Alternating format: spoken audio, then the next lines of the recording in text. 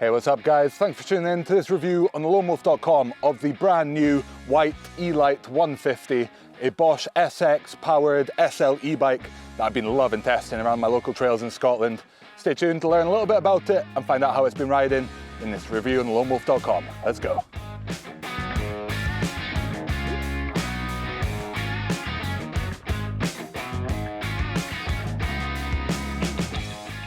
This bike beside me is a brand new Whyte E-Lyte 150.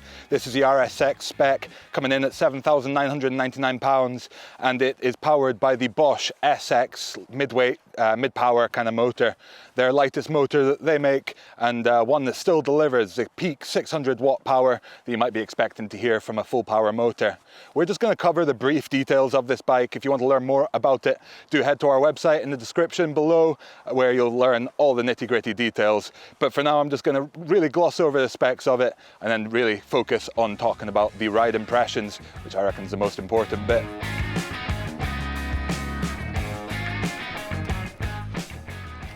This is Whyte's first carbon fiber frame for quite a while, and just look at it, it is a really nice and sleek kind of lined frame, really beautifully integrated Bosch SX motor, and it's, for me anyway, really a kind of big step up in terms of certainly the look and also just the overall sense of quality from the Whyte Bikes, which certainly they haven't been lacking, but this is really up there with some of the best in terms of its premium sort of finish. Whyte has given this 150mm of fork travel with a 142mm horse link rear end, and you can also get a E-Lyte 140 in the work spec, which comes with a 140 fork and a 135mm rear end. This is designed to be a sort of trail 2 enduro bike. It sort of sits in that all-mountain category really of SL e-bikes and uses that Bosch SX motor, which really has been impressing me so far, but we'll talk about that a little bit later on. We are testing the E-Lyte 150 in the RSX spec. It is actually the entry-level spec, but still comes in at £7,999. And then they offer also the E-Lyte 150 Works, which comes in at £9,999. And then that E-Lyte 140 Works that I mentioned comes in at £10,999. This is certainly not a cheap bike, but it's definitely designed to be a premium bike rather than something slightly more on the entry level. This RSX spec in the E-Lyte 150 comes with a fairly solid build package, I'd say. It's definitely not an extravagant sort of super flashy build kit. You get SRAM Code Bronze brakes, a SRAM GX Eagle drivetrain, Whyte's carbon fiber rims, which are infused with Textreme Integra, which is a kind of extra composite added in there to increase the strength and compliance. And then you get a RockShox suspension package. It's a Select Plus level Lyric and Deluxe rear shock. It's definitely a solid build package overall, and with the Bosch SX system coming with that 400 watt hour power tube internal battery, you get a bike weight overall of just under 20 kilos. So it's certainly not a super heavy e-bike. It's definitely in that SL midweight, whatever you want to call it, package sort of category. And yeah, as we'll talk about in a little bit later, it definitely provides the extra agility over a full power e-bike, as you would expect.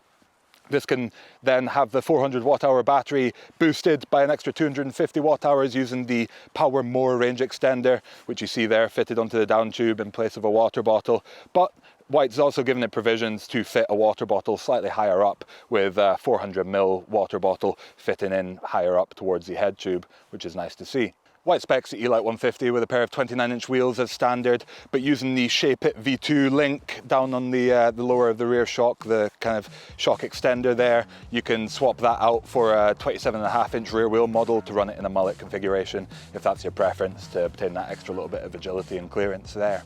Now that we've briefly touched on the details of the Whyte E-Lyte 150 RSX, let's talk about how it's been performing on the local trails around Scotland.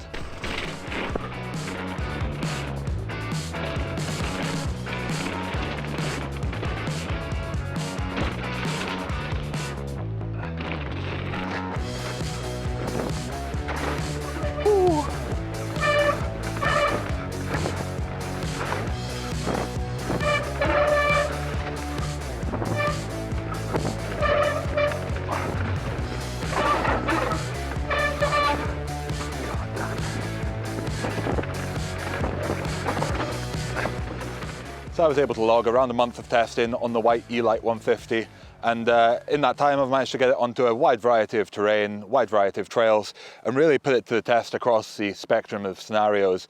And during this time I've not really wanted to ride much else. I've really been enjoying putting this thing to the test, experiencing that new Bosch SX motor system, and yeah, certainly I've logged some miles on it. To address the elephant in the room, the thing that you might have noticed right now, it does have a different rear wheel on it. Unfortunately, I had a little incident. I didn't think it was too much, but I did manage to crack the rear white rim. Whether or not it was just one of those things, breaking wheels seems to be a bit of a lottery. You can be super unlucky and just have that one impact that causes a problem, or you can ride a wheel and really smash it into a bunch of stuff, like carbon or aluminium, for a long time and get away with it. And yeah, I guess it was my unlucky day in this case. It wasn't an impact I expected, or a section of trail I expected to break a wheel on, but it happened. And yeah, I've had to replace it with a Hope wheel instead, which has been holding up since I changed it just fine. Yeah, one of those things, whether it's the rim not being strong enough or not, I'm not too sure. But certainly the performance otherwise is, you know, up until that point, they seem to be holding up just fine. And yeah, I've got no reason to be overly concerned. It's just, you know, if you've got a carbon rim and it hits a rock, then it might just break. And I guess that's what's happened here. But otherwise, I've been really enjoying testing it. It's not been a bike that I've been struggling with any issues on at all, which has been really nice. That Bosch SX system has been absolutely flawless. Never had an error code. Never, you know, ran out of battery before I expected to. Never really struggled with its performance either.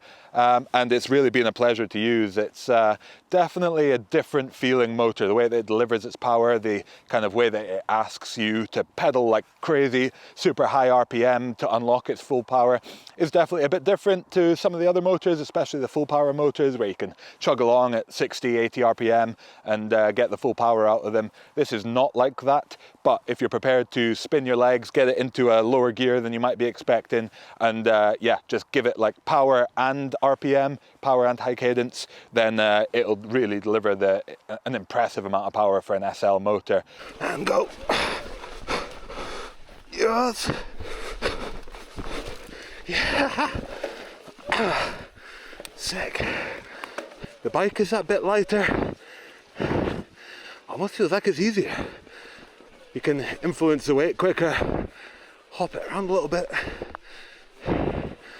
Absolute climbing machine. That said, when it's doing that, when it's giving you that power, it doesn't seem to burn through its battery like you might expect. It's a 400 watt hour internal battery, and it's definitely been holding up, in my eyes, as well, if not better than I would have expected for that size of battery.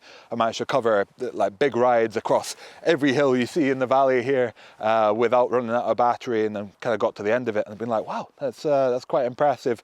So I do think that the power management that Bosch is packing in this SX motor is quite impressive. That said, I've not managed to put it head to head against a competitor motor, so you'll have to stay tuned for our SL e-bike shootout to see how the system compares, which we'll be publishing later in this year.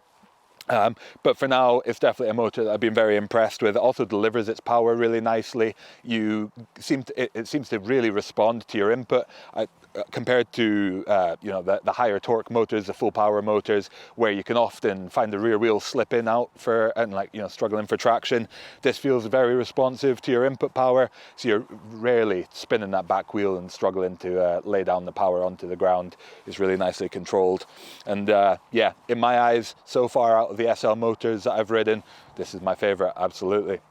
And of course, a good motor is nothing unless the rest of the bike allows you to harness that power, and I think Whyte's done a really good job of creating a bike that climbs really well, whether it be steep terrain or slightly mellower stuff, without bobbing all over the place. It's got plenty of support, but it's not uncomfortable with that. I think the levels of anti-squat that they've opted to go for is pretty damn like a really nice compromise anyway. It's not overly harsh, not overly soft and soggy, just kind of sits in that really nice sweet spot in the middle somewhere where yeah, I found myself never needing to use that shock lockout. And also, even with the motor turned off, when you're giving it a little bit more body English to get the bike moving, I found that the motor wasn't adding too much drag, and the suspension platform felt pretty comfortable for it. So if you were to find yourself miles away from home and run out of battery, the Whyte E-Lyte 150 certainly isn't a bike that you should be totally scared of that happening with, compared to some of the full power e-bikes where if that happens, you're really in for a bad time. In terms of the climbing geometry, the seated position is nice and central, definitely not extreme and upright, like overly upright, but puts you in a kind of sweet spot where you're not like perched super upright, like it's a 81-degree seat tube angle or anything like that, but you're also not totally stretched out in a cross-country position that doesn't let you comfortably kind of winch yourself up some slightly steeper stuff. And that rear end length, I measured it in at 455mm. They claim it's 450. Slight discrepancy there, but might just be my tape measure. But it provides a nice balance. It's still not overly long for a kind of more playful ride, which we'll talk about in the descending performance in a second, but it leaves plenty of weight on that front wheel for all but the steepest of terrain.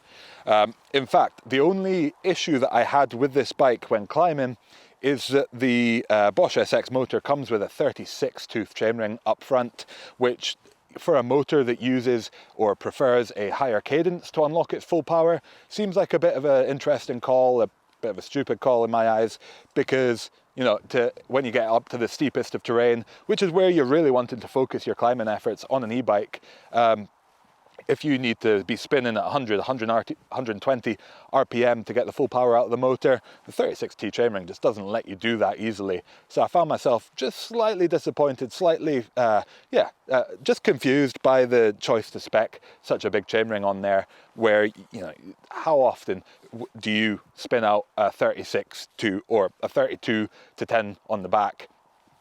For me anyway, I'm not very rarely pedaling at that kind of speed, and I'd much rather see a 32 or even a 30 tooth chainring on this bike to really allow you to get the full power out of the motor on the steepest terrain when you need it the most.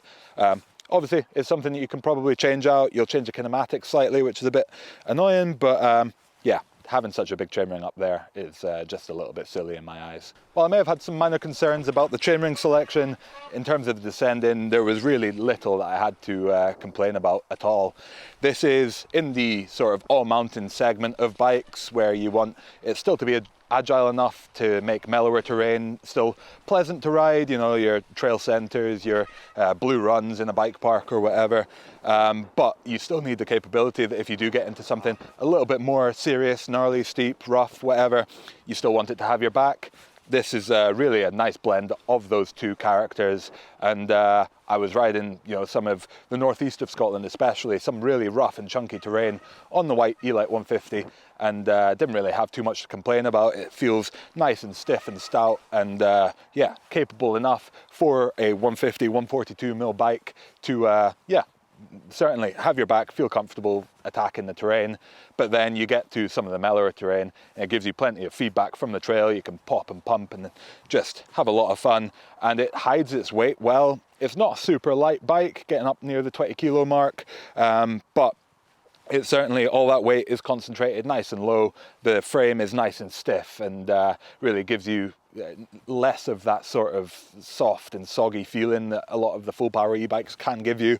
It doesn't, it certainly sits more towards a normal mountain bike in terms of that feeling, and yeah, it's really quite a nice handling package overall, I would say.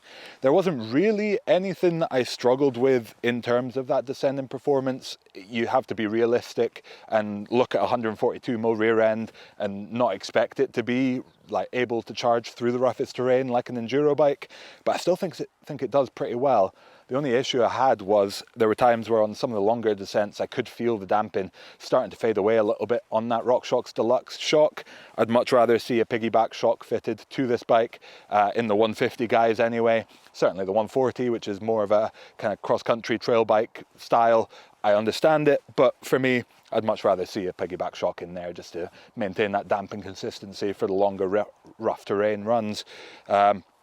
Otherwise, spec choices, I think the code brakes could have done with a little bit well, I would like to see the next step up where you get the lever bite point adjustment, because for me, even with a good bleed on these, I couldn't quite get them to feel as, yeah, they always had like a lot of dead travel in that brake lever, which didn't really agree with me too much. Some people may like it, but I would definitely look to upgrade these brakes if it were me. And I normally am quite a big fan of the codes, so it's a bit sad to be saying that.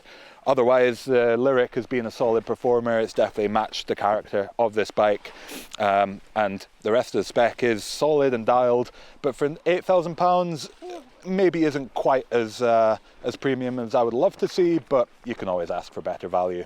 It's certainly, in terms of the carbon frame, the Bosch SX package, all of those are super high kind of quality parts.